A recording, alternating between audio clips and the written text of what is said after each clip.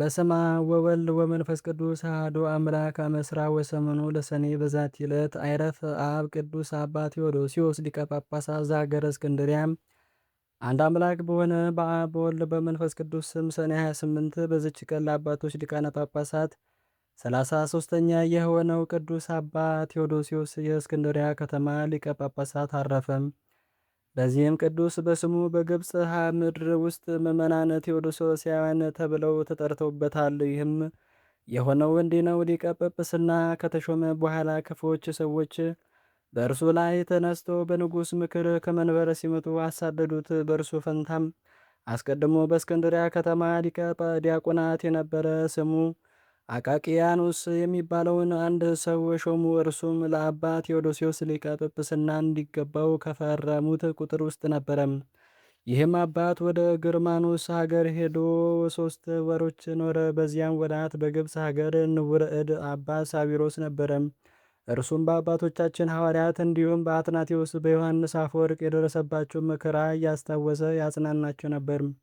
ከዚያም ተነስቶ መዲግ ወደሚባል ሀገር ሄደ። በዚያም 2 ዓመት ተቀመጠ። የእስክንድሪያ ከተማ ሰዎችም የጠባቂያቸው የቴዎዶስዮስን መመለሱ ሽተው በእስክንድሪያ መኮንን ላይ ተነሱበት።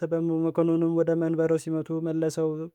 አቃቂያኖስም ባባረሩት። ይህም ነገር በንጉሥ የውስጣቲያኖስና አምላክን በምትወድ በንግሥት ታኦድራ ዘንድ ተሰማ። ንግሥቲቱም አስቀድሞ የተሾመው በሹመት ወንበሩ ይቀመጥ ብላ ጻፈች። 58 ካህናትም ጉባኤ አደረጉም።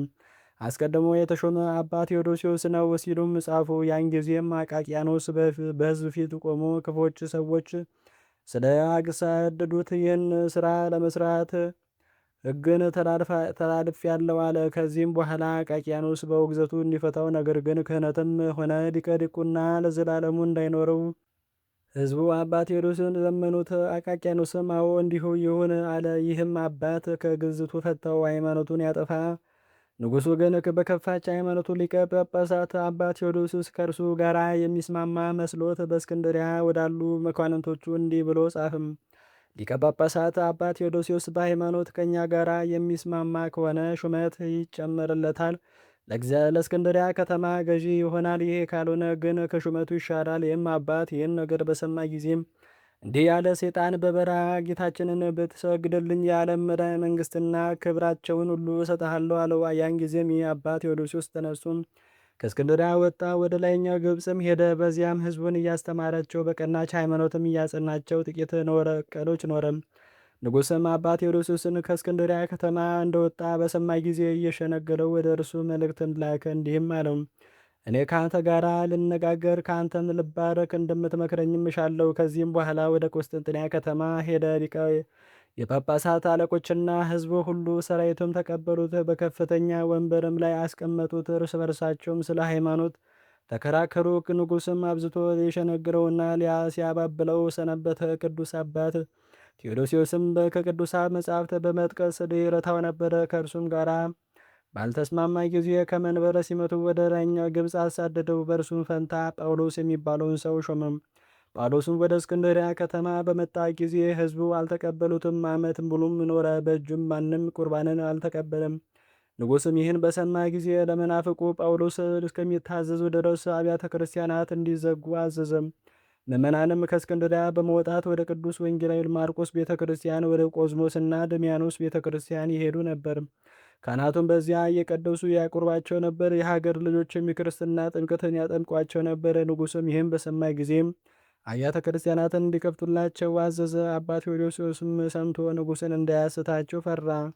ማጽናኛ ቃልን የተመላች መልእክትንም ጽፎ በቀናች ሃይማኖት እያበረታታቸው ወደ ምዕመናን ላካት። እንዲህም አላቸው፣ ለዚያ ከሃዲ ጳውሎስ እንዳትታዘዙ ተጠንቀቁ።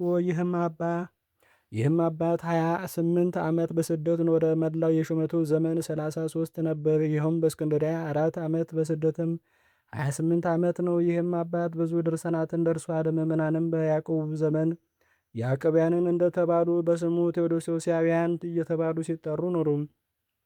መልካም ጉዞን ፈጽሞ በሰላም አረፈ። ለእግዚአብሔር ምስጋና ይሁን፣ እኛንም በጸሎት ይማረን፣ በረከቱም ከኛ ጋር ለዘላለም ይኑር አሜን።